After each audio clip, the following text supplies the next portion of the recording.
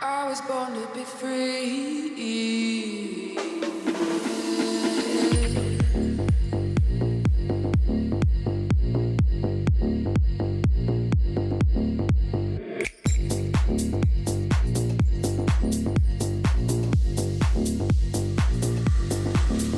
I was born to be free.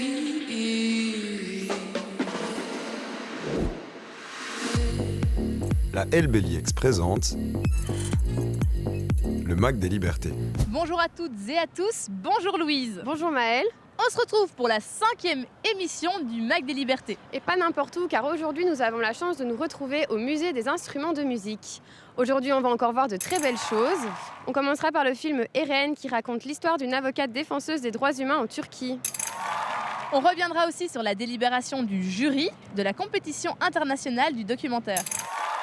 Et pour terminer, on vous proposera de vous plonger dans une ambiance musicale, celle du concert de Dominique A.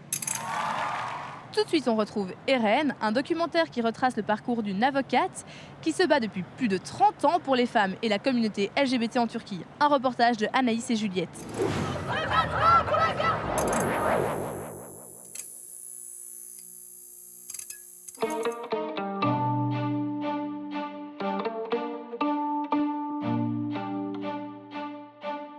Ce soir, vous êtes venu voir Eren de Maria Binder. C'est un documentaire qui, à travers une histoire singulière et individuelle, finalement démontre d'une manière assez édifiante et sensible le coût de ce que c'est de se battre pour les droits et les libertés.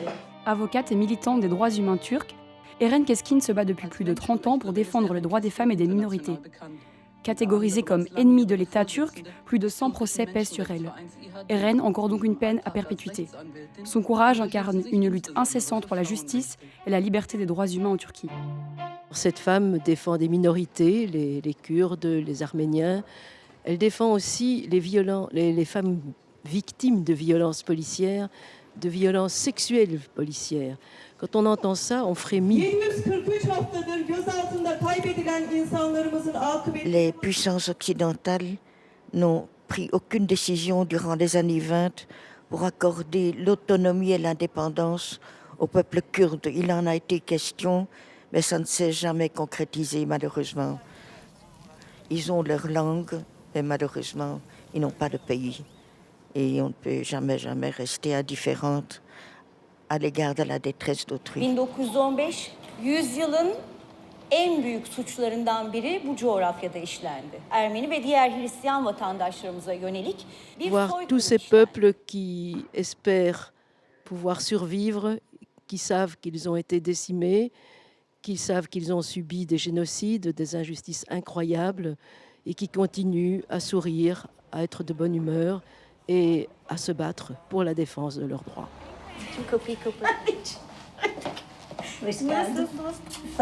Un film sincère et authentique qui met en plus en avant une relation complice entre une mère et sa fille. Un film nécessaire qui nous replonge dans le climat politique turc et qui nous permet de continuer à soutenir les acteurs et actrices de la liberté.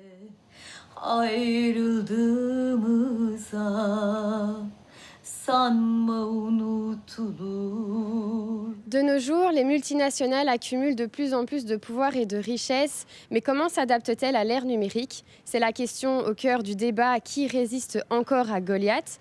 Gemma est partie à la rencontre de Robert Schmitz, l'un des intervenants sur cette thématique. Notre liberté! La liberté est dangereuse. Libre d'en parler.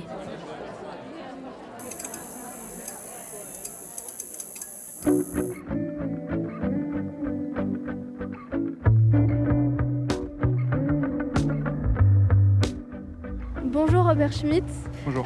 Merci de nous accorder cette interview. Vous êtes un des invités du débat qui résiste encore à Goliath, qui traite du sujet des multinationales, un sujet que vous avez traité aussi dans votre documentaire ASEC, la grande soif des multinationales. Il y a une cinquantaine d'années, on fabriquait 400 millions de bouteilles à Vittel. Aujourd'hui, c'est 1,6 milliard. On se dit, mais ils arrivent à fournir je ne sais combien de bouteilles d'eau par an et il n'y aurait pas assez d'eau pour des nouveaux habitants. Donc c'est vrai que ça pose question. Dans ce documentaire, vous enquêtez notamment sur des entreprises comme Danone et Nestlé qui ont une grosse influence, mais aussi un impact sur la planète, sur la consommation de l'eau, mais aussi sur les citoyens. Comment les citoyens font-ils face à de telles entreprises ? On a vu dans 2 cas sur 3 qu'on a travaillé en France, donc Volvic et Vittel, qui a une forte mobilisation des citoyens et qui ont quand même réussi à alerter par rapport à ce problème de la surexploitation de la ressource naturelle en eau. Et on a vu qu'il y a un vrai impact de l'engagement citoyen. Quels sont les principaux défis quand on aborde un sujet aussi controversé et complexe que l'accès à l'eau et le rôle de finalement ces grosses entreprises ? C'était déjà la crise sanitaire, donc on a remarqué que ces entreprises ont profité de la crise sanitaire pour ne pas s'exprimer face caméra, c'est-à-dire que ces entreprises ils exploitaient la ressource naturelle, mais c'est quelque chose d'invisible, c'est en dessous. Et nous, on a dû rendre visible ce problème-là. L'eau, c'est la vie. Marchandiser l'eau, c'est vouloir faire de la marche sur la vie. C'est complètement fou. Dans un contexte de dérèglement climatique, une initiative citoyenne, alertée par les expériences de Vittel et de Volvic, tente de s'opposer à ce 3e puits. Il y a quand même tout un panoplie d'acteurs qui travaillent main dans la main. Donc on a à la fois des petits collectifs au niveau local, mais on a aussi des grands ONG qui font pression au niveau national, voire européen, international, qui travaillent main dans la main pour faire connaître un certain nombre de problèmes. Depuis la sortie du documentaire, y a-t-il eu du changement pour les habitants de ces régions, notamment à Vittel par exemple ? Vittel, c'était un peu le cas le plus marquant parce qu'on a vu, on a enquêté pendant plusieurs années, donc le film n'était pas la première publication, donc on a vu que Nestlé a vraiment réagi presque en direct des certaines révélations. Il y avait des appels à boycott en Allemagne, donc les citoyens allemands ont boycotté cette marque, ce qui a fait aussi que Nestlé a dû reculer, à retirer cette marque d'abord en Suisse et ensuite en Allemagne et en Autriche, ce qui a à terme gardé l'eau pour la population. Merci beaucoup pour cet échange. On vous souhaite un excellent festival et surtout un très bon débat. Merci beaucoup. De très percutantes thématiques ont été abordées dans ce début d'émission, mais qu'avons-nous ensuite ? Eh bien, nous avons la chance de recevoir non pas une, mais 2 invités qui vont venir nous parler de la compétition internationale du documentaire. On retrouve Flora Evenot et Waoub Fayoumi avec Juliette. Waoub Fayoumi, bonjour. Bonjour. Vous êtes journaliste à la RTBF, mais vous êtes également membre du jury pour le Festival des Libertés pour la compétition du meilleur documentaire. Flora Evenot, bonjour. Vous êtes chargée de communication pour Bruxelles Laïque, mais vous êtes également programmatrice des documentaires du Festival des Libertés. Comment on choisit de manière la plus juste la sélection des documentaires qui vont être diffusés dans ce festival ? D'abord, nous avons des critères formels, donc c'est-à-dire qu'on doit choisir des documentaires qui sont des longs métrages et qui sont professionnels et qui traitent également des droits et des libertés à travers le monde. Donc il y a un énorme processus de sélection où on va chercher dans les programmations des festivals, des grands festivals de documentaires à travers le monde. Et puis il y a ensuite également un appel à documentaires qui se passe tous les années en mars ou avril via nos plateformes. Et à partir de ce moment-là, on reçoit des centaines et des centaines de documentaires et on les passe au crible des critères.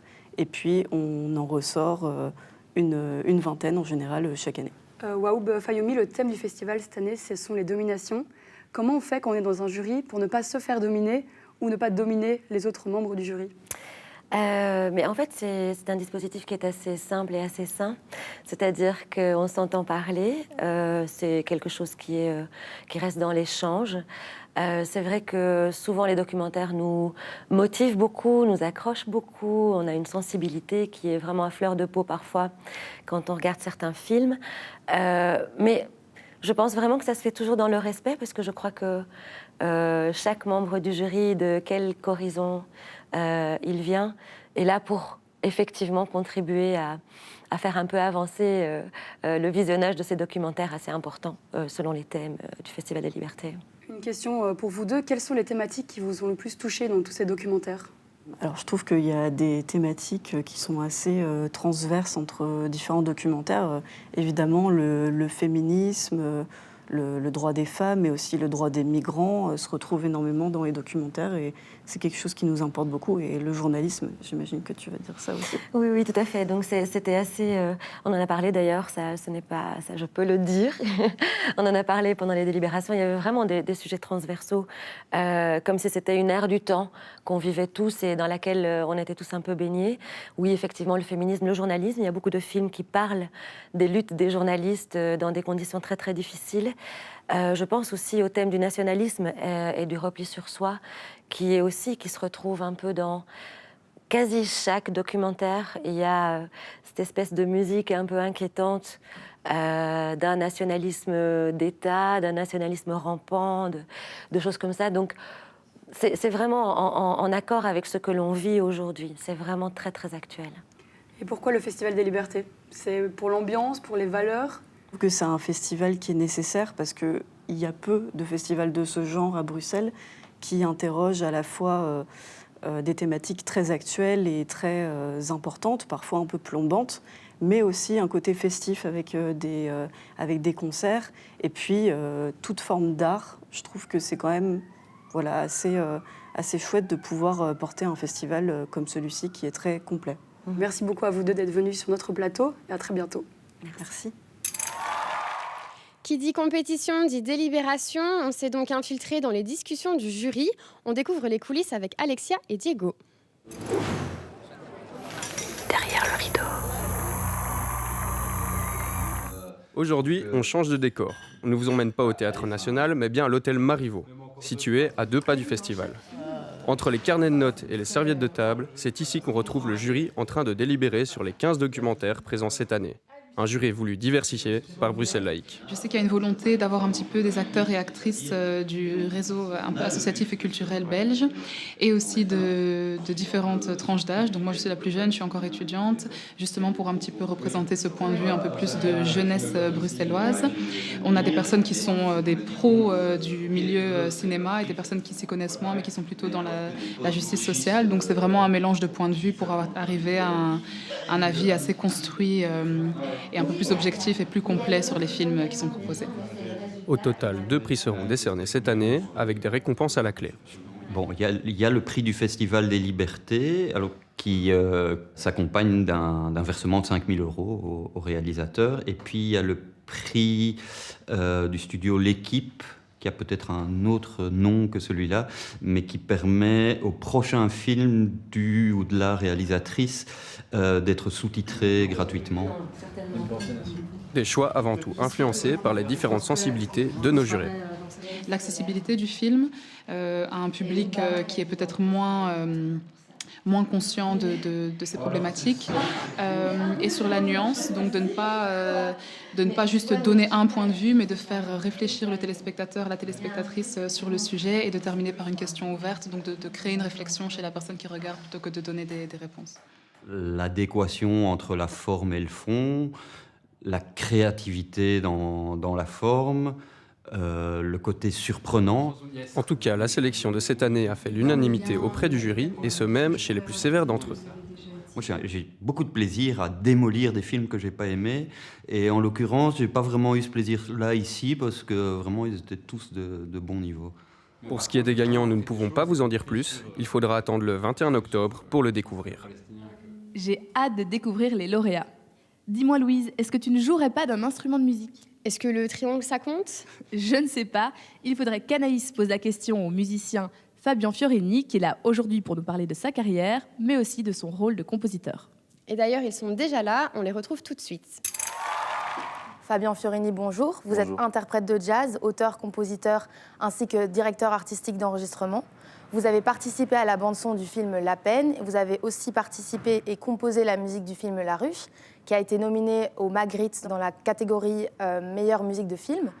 Je me demandais comment se passent de telles collaborations de musique sur le film. Ça dépend, par exemple, pour La Peine, donc c'est un travail très particulier qu'a fait Cédric, où il est resté pendant 6 ans, pas tous les jours évidemment, mais pendant une période de 6 ans, presque à l'isolement avec les détenus. Donc il a réussi à vraiment se rendre invisible. Et donc il a produit une matière extraordinaire, parce qu'il a vraiment un œil très particulier. Et c'est Fabrizio Cassol, donc mon collègue, qui a composé la musique. Et moi, je suis arrivé comme interprète. Et quand on arrive comme interprète, le but, c'est que quand on joue la musique, on arrive à vraiment comprendre l'essence de cette intimité que le réalisateur a créée, par exemple, dans ce cas-là, avec les détenus. Et donc, on cherchait vraiment quelque chose de très, très sobre. Et c'est marrant parce qu'il y a quand même un peu un point commun avec La Ruche, vu que dans La Ruche, c'est aussi c'est un film très intimiste. Et donc, là aussi, la musique est quelque chose qui doit se jouer dans des notes très, très minimalistes. Et le moindre détail est en fait quelque chose d'énorme. Donc, on doit vraiment être très, très, très parcimonieux.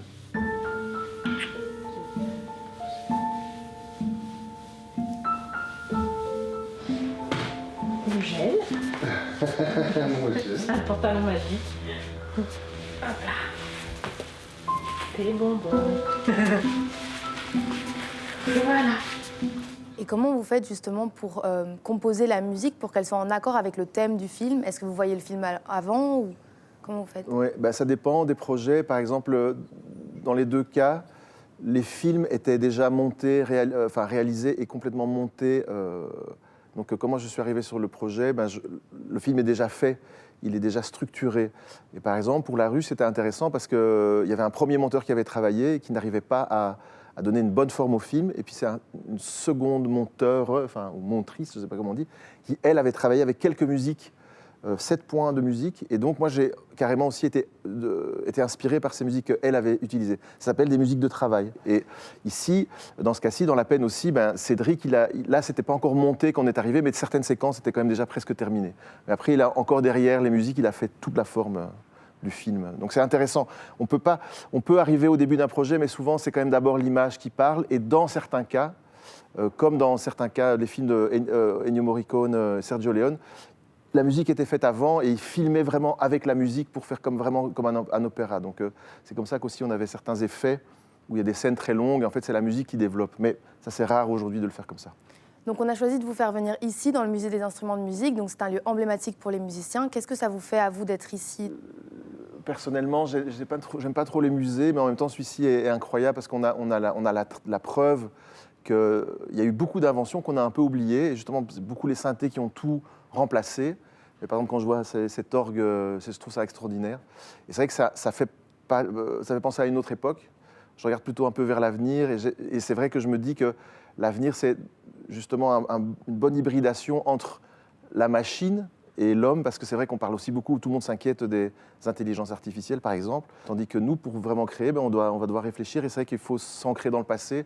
Mais certaines choses appartiennent vraiment au passé. Ici, on peut les observer en tant que telles, c'est-à-dire des vieilles choses. Fabien Fiorini, merci beaucoup de nous avoir accordé cette interview aujourd'hui au Musée des instruments de musique. Merci. Merci. Au revoir. Au revoir. On vous propose maintenant le portrait d'un artiste bien connu de la chanson française et présent lors de ce festival, Dominique A. Un focus réalisé par Romain et par Louise.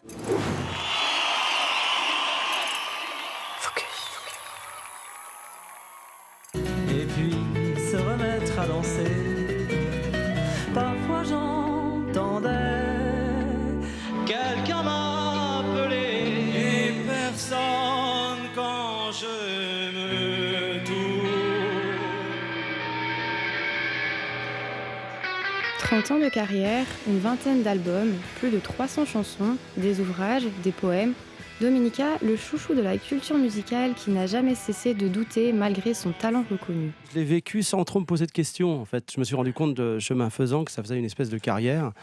Et j'étais parti avec des objectifs tellement minimes. Et puis, de fil en aiguille, avec un succès critique, puis un peu public, ça a été bien au-delà finalement de mes rêves. Il y a bien des fois où, mais même pour ces fois où, il ne faut pas souhaiter la mort des gens, ça les fait vivre plus longtemps. Auteur, compositeur, interprète, Dominica, né de son vrai nom, a débuté sa carrière dans les années 90. Passionné de musique et de littérature depuis son plus jeune âge, il autoproduira son premier album, un disque sourd.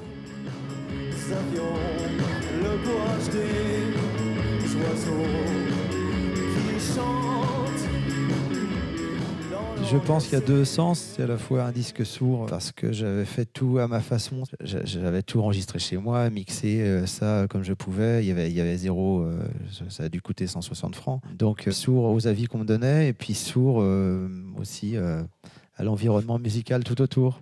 Plusieurs fois vainqueur aux victoires de la musique, Dominica ajoute ainsi une belle reconnaissance de ses pairs à son palmarès. Aujourd'hui, où es-tu? Prête à ne pas me voir? Où es-tu? J'espérais les jours d'avant et puis ce soir, j'espérais plus du tout. C'est arrivé à un moment donné où j'attendais plus rien. Donc c'est très étrange. En 2022 sortait son dernier album intitulé Le Monde Réel, dont la mélancolie touchante est une ode au monde actuel qu'il considère comme décadent. Auteur à texte, artiste engagé, son univers musical continue à faire vibrer le cœur de son fidèle public. Alors Dominica, on vous dit au revoir et surtout à bientôt, car la vie n'est pas finie. Au revoir mon amour, la vie n'est pas finie, la vie n'est pas passée. Et si vous n'en avez pas eu assez, on vous emmène revivre son concert au Théâtre National pour un moment fort en émotion.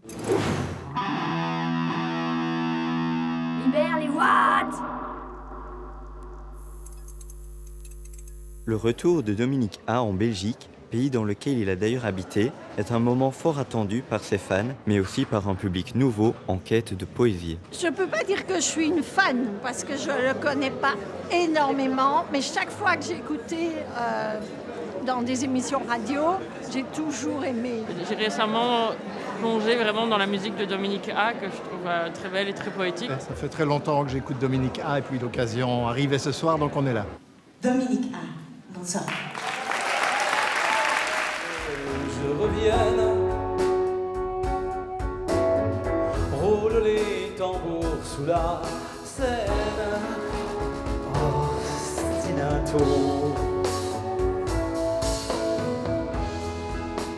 ostinato. Si le public du Festival des Libertés vient écouter Dominique A, c'est avant tout pour ses textes engagés qui donnent à réfléchir. J'ai toujours été intéressée par ces textes. C'est ça qui m'attire chez lui. Le fait justement qu'il y ait beaucoup de paroles, en plus de la musique, ça ajoute beaucoup parce qu'on est dans un monde musical assez bruyant. Et la consigne, c'est faites du bruit. Et ici, j'espère avoir la même impression que la première fois, c'est-à-dire apprécier la personne et le contenu. J'aime beaucoup le côté engagé, je trouve que c'est important que ce festival existe et il y a toujours des personnes assez détonnantes mais aussi des personnalités assez variées. Si l'aventure elle se venge, comment quelqu'un s'en étonnerait? Vous revient-il quelques dimanches qu'on ne savait pas comment boucler,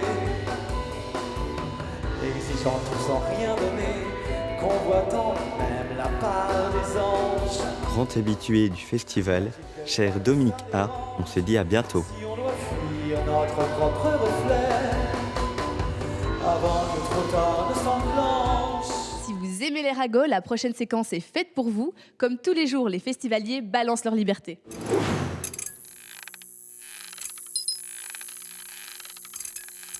Balance tes libertés!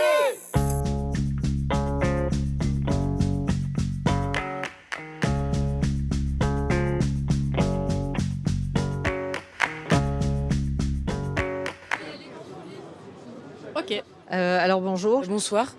Je crois que je jouais un rôle de dominante, mais dans un contexte plus large de dominer. Quand j'étais enfant, je me suis fait embêter à l'école. J'étais en couple. C'est étrange d'en parler parce que j'en ai jamais parlé comme ça en face d'une caméra. Il faut parler que nos sociétés, il faut le dire, que nos sociétés occidentales sont basées sur les dominations. Entre nous deux, c'était moi qui avais le plus de pouvoir économique. Et c'est pas juste des simples insultes, c'était aussi on m'a frappée, j'ai terminé à l'hôpital à cause de ça. Et comme tout couple hétérosexuel, je crois qu'il y avait des dynamiques biaisées par rapport au rapport de force. Je me sentais pas encore dominée.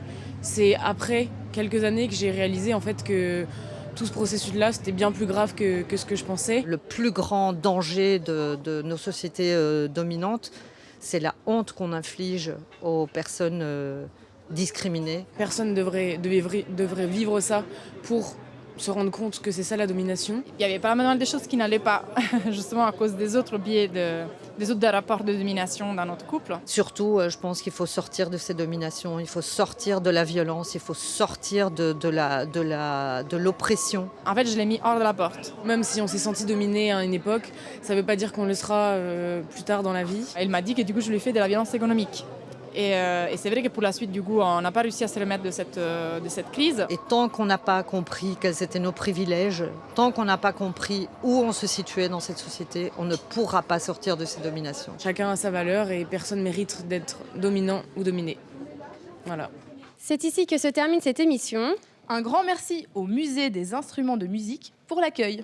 On se dit à demain pour toujours plus de liberté. I was born to be free.